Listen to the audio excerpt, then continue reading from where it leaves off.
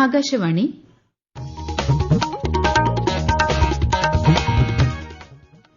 നമസ്കാരം. പ്രാദേശിക വാർത്തകൾ വായിക്കുന്നത് അശ്വതി.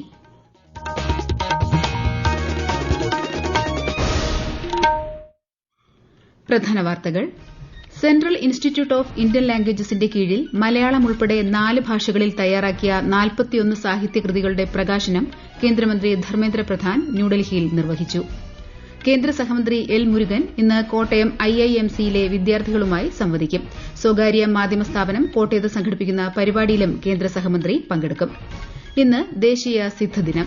ദിനാചരണത്തിന്റെ ഭാഗമായുള്ള സംസ്ഥാനതല പരിപാടി മന്ത്രി വീണ ജോർജ് തിരുവനന്തപുരത്ത് ഉദ്ഘാടനം ചെയ്തു. 4ാമത് കേരള നിയമസഭാ അന്താരാഷ്ട്ര പുസ്തകോത്സവത്തിന് നാളെ തിരിതെളിയും. മുഖ്യമന്ത്രി ഉദ്ഘാടനം നിർവഹിക്കും. പരീക്ഷാ സമ്മർദ്ദം കുറയ്ക്കുന്നതിന് വിദ്യാർത്ഥികൾക്കായി സൈക്കോ സോഷ്യൽ കൌൺസിലിംഗ് പിന്തുണ ആരംഭിച്ച് CBSE. കോലാലംപൂരിൽ നടക്കുന്ന മലേഷ്യ ഓപ്പൺ ബാഡ്മിന്റണിൽ ഇന്ത്യയുടെ PV സിന്ധു മത്സരിക്കും. വാർത്തകൾ വിശദമായി. CSR കോൺക്ലേവ് കേന്ദ്രമന്ത്രി അമിത് ഷാ ന്യൂഡൽഹിയിലെ വിജ്ഞാൻ ഭവനിൽ ഇന്ന് ഉദ്ഘാടനം ചെയ്യും. നാഷണൽ ഡയറി ഡെവലപ്മെന്റ് ബോർഡ് സംഘടിപ്പിക്കുന്ന കോൺക്ലേവിൽ കുട്ടികളിലെ പോഷകാഹാരക്കുറവ് ചെറുക്കുന്നതിനുള്ള സഹകരണപരവും നൂതനവും സുസ്ഥിരവുമായ തന്ത്രങ്ങൾ ചർച്ച ചെയ്യും.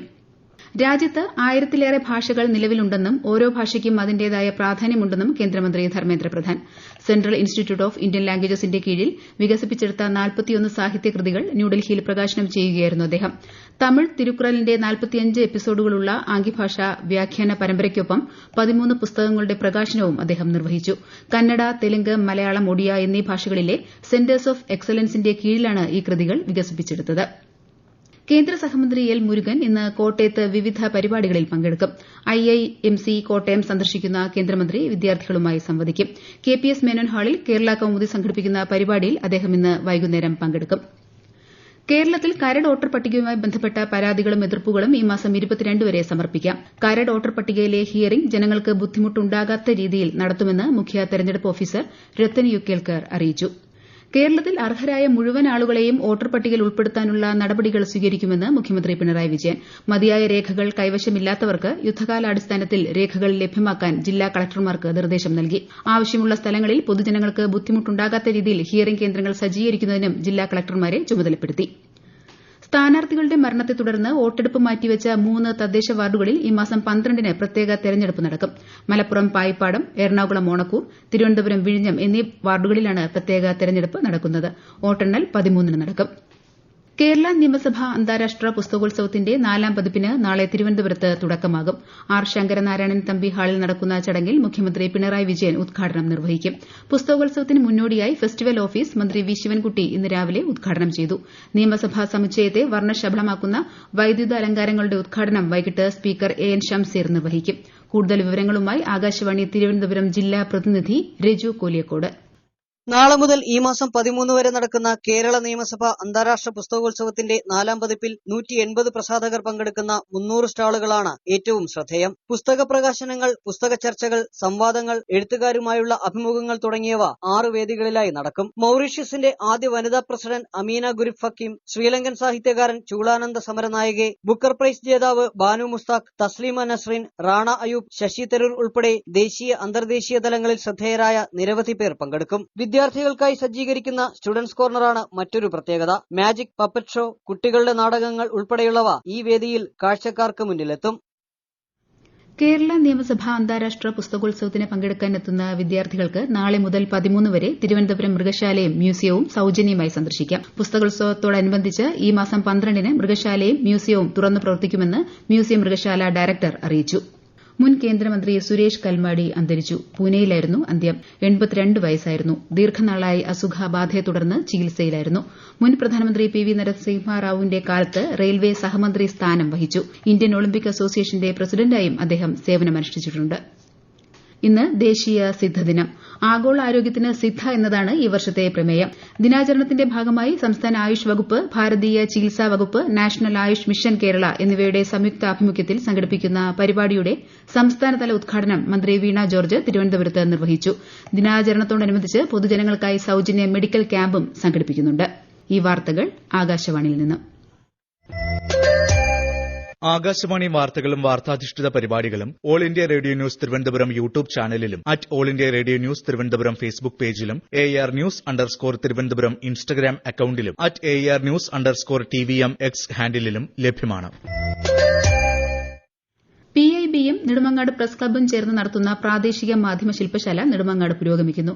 മാധ്യമങ്ങൾ വികസന വാർത്തകൾക്കായുള്ള ഇടം മാറ്റിവെക്കണം. അത്തരത്തിലുള്ള വാർത്തകൾക്ക് മുൻഗണന നൽകണമെന്ന് പരിപാടി ഉദ്ഘാടനം ചെയ്യവെ press information bureau additional director general V Palanichami പറഞ്ഞു. വാർത്തയിൽ സൈബർ കുറ്റകൃത്യങ്ങളും ഡിജിറ്റൽ സുരക്ഷയും എന്ന വിഷയത്തിൽ Thiruvananthapuram cyber crime police station assistant sub inspector Shri CB Paul class നയിച്ചു. പാലക്കാട് ജില്ലയിലെ മലമ്പുഴ ജലസേചന കനാലുകൾ നവീകരിക്കാൻ 200 കോടി രൂപയുടെ പദ്ധതിക്ക് അനുമതിയായി. ലോകബാങ്കിന്റെ സഹായത്തോടെ നടപ്പാക്കുന്ന കേര പദ്ധതിയിൽ ഉൾപ്പെടുത്തിയായിരിക്കും നവീകരണം നടത്തുക. വിശദാംശങ്ങളുമായി ആകാശവാണി പാലക്കാട് ജില്ലാ പ്രതിനിധി ഫൈസൽ അലിമുത്ത്.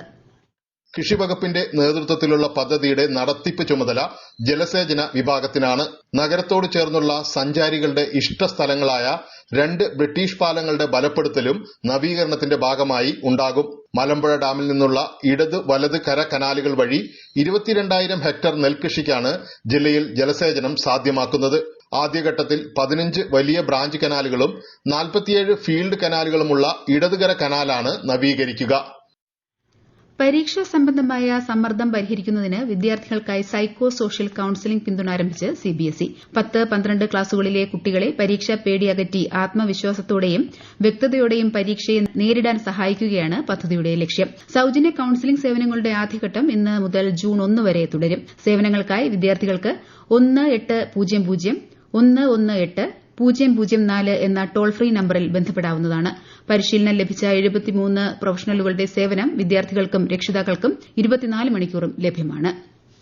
ആന്ധ്രാപ്രദേശിലെ വിശാഖ് റിഫൈനറിയിൽ ഹിന്ദുസ്ഥാൻ പെട്രോളിയം കോർപ്പറേഷൻ ലിമിറ്റഡിന്റെ റെസിഡ്യൂ അപ്ഗ്രഡേഷൻ ഫെസിലിറ്റി വിജയകരമായി കമ്മീഷൻ ചെയ്തതിനെ അഭിനന്ദിച്ച് പ്രധാനമന്ത്രി നരേന്ദ്രമോദി. ഊർജ്ജ സ്വയം പര്യാപ്തതയിലേക്കുള്ള ഇന്ത്യയുടെ കുതിപ്പിന് ഈ അത്യാധുനിക സംവിധാനം കരുത്തേകുമെന്ന് പ്രധാനമന്ത്രി പറഞ്ഞു. ദേശീയ വിരവിമുക്ത ദിനാചരണത്തിന്റെ സംസ്ഥാനതല ഉദ്ഘാടനം മന്ത്രി വീണ ജോർജ് ഇന്ന് ഉച്ചയ്ക്ക് തിരുവനന്തപുരത്ത് നിർവഹിക്കും. മന്ത്രി വി ശിവൻകുട്ടി അധ്യക്ഷത വഹിക്കുന്ന ചടങ്ങിൽ മേയർ VV രാജേഷ് മുഖ്യാതിഥിയാകും. ദിനാചരണത്തിന്റെ ഭാഗമായി 1 മുതൽ 19 വയസ്സ് വരെ പ്രായമുള്ള എല്ലാ കുട്ടികൾക്കും വിരനശീകരണത്തിനുള്ള ആൽബൻഡസോൾ ഗുളിക നൽകും. ഇന്ന് ഗുളിക ലഭിക്കാത്ത കുട്ടികൾക്ക് ഈ മാസം 12-ന് ഗുളിക നൽകുന്നതാണ്. ക്വാലാലംപൂരിൽ നിന്ന് നടക്കുന്ന മലേഷ്യ ഓപ്പൺ ബാഡ്മിന്റൺ ടൂർണമെന്റിൽ ഇന്ത്യയുടെ PV സിന്ധു മത്സരിക്കും. പരിക്കിനെ തുടർന്ന് മത്സരങ്ങളിൽ നിന്ന് വിട്ടുനിന്ന PV സിന്ധുവിന്റെ തിരിച്ചുവരവാകും ഈ ടൂർണമെന്റ്. മകരവിളക്കിന് ഒരാഴ്ച മാത്രം ശേഷിക്കെ ശബരിമലയിൽ വൻ ഭക്തജനത്തിരക്ക്. ഇന്ന് രാവിലെ 11 മണിവരെ 50,740 തീർത്ഥാടകർ സന്നിധാനത്തെത്തി ദർശനം നടത്തി. തിരക്ക് നിയന്ത്രണത്തിന്റെ ഭാഗമായി നിലയ്ക്കൽ മുതൽ ഘട്ടം ഘട്ടമായി നിയന്ത്രണങ്ങളോടെയാണ് ഭക്തരെ കയറ്റിവിടുന്നത്. രാജ്യത്തെ ഓഹരി വിപണികളിൽ നഷ്ടം. സെൻസെക്സ് 222 പോയിന്റ് താഴ്ന്ന് 85,207-ലും നിഫ്റ്റി 42 പോയിന്റ് നഷ്ടത്തിൽ 26,211-ലും വ്യാപാരം തുടരുന്നു. സ്വർണ്ണവില കൂടി. പവന് 440 രൂപ വർദ്ധിച്ച് 1,01,800 രൂപയും ഗ്രാമിന് 12,725 രൂപയുമാണ് ഇന്നത്തെ വില. ടിക്കറ്റ് വരുമാനത്തിൽ സർവ്വകാല റെക്കോർഡ് സൃഷ്ടിച്ച് KSRTC. ഇന്നലെ ടിക്കറ്റ് വരുമാനത്തിൽ മാത്രം 12.18 കോടിയാണ് KSRTCക്ക് ലഭിച്ചത്. എല്ലാവരുടെയും കൂട്ടായ ശ്രമത്തിന്റെ ഫലമാണ് ഈ നേട്ടമെന്ന് മന്ത്രി KB ഗണേഷ് കുമാർ പറഞ്ഞു. 16ാമത് കക്കാട് സാഹിത്യ പുരസ്കാര സമർപ്പണവും അനുസ്മരണ സമ്മേളനവും ഇന്ന് വൈകിട്ട് കോഴിക്കോട് KP കേശവമേനോൻ ഹാളിൽ നടക്കും. ആർക്കിയോളജി സർവേ ഓഫ് ഇന്ത്യ മുൻ റീജിയണൽ ഡയറക്ടർ KK മുഹമ്മദ് ഉദ്ഘാടനം നിർവഹിക്കും. S ശ്രിയ, CS ഹരികൃഷ്ണൻ, ഷിഹാബുദ്ദീൻ പൊയ്ത്തുകടവ് എന്നിവർക്ക് പുരസ്കാരം സമർപ്പിക്കും. 3ാമത് അന്താരാഷ്ട്ര ആയുഷ് സമ്മേളനത്തിന് ദുബായ് ആതിഥേയത്വം വഹിക്കും. അടുത്ത മാസം 15 മുതൽ 17 വരെ ദുബായ് വേൾഡ് ട്രേഡ് സെന്ററിൽ നടക്കുന്ന സമ്മേളനത്തിൽ 35-ലധികം രാജ്യങ്ങളിൽ നിന്നുള്ള 1,200-ലധികം പ്രതിനിധികൾ പങ്കെടുക്കും. ഇന്ത്യയുടെ ആയുഷ് മന്ത്രാലയത്തിന്റെയും ദുബായിലെ ഇന്ത്യൻ കോൺസുലേറ്റ് ജനറലിന്റെയും നേതൃത്വത്തിൽ വേൾഡ് ആയുർവേദ ഫൌണ്ടേഷനുമായി സഹകരിച്ച് സയൻസ് ഇന്ത്യ ഫോറമാണ് പരിപാടി സംഘടിപ്പിക്കുന്നത്. 41ാമത് സംസ്ഥാന ടെക്നിക്കൽ ഹൈസ്കൂൾ കായികമേള ഈ മാസം 9-ന് മന്ത്രി OR കേളു ഉദ്ഘാടനം ചെയ്യും. പ്രധാന വാർത്തകൾ വീണ്ടും. സെൻട്രൽ ഇൻസ്റ്റിറ്റ്യൂട്ട് ഓഫ് ഇന്ത്യൻ ലാംഗ്വേജസിന്റെ കീഴിൽ മലയാളം ഉൾപ്പെടെ 4 ഭാഷകളിൽ തയ്യാറാക്കിയ 41 സാഹിത്യകൃതികളുടെ പ്രകാശനം കേന്ദ്രമന്ത്രി ധർമ്മേന്ദ്ര പ്രധാൻ ന്യൂഡൽഹിയിൽ നിർവഹിച്ചു. കേന്ദ്ര സഹമന്ത്രി L മുരുകൻ ഇന്ന് കോട്ടയം IIMC-യിലെ വിദ്യാർത്ഥികളുമായി സംവദിക്കും.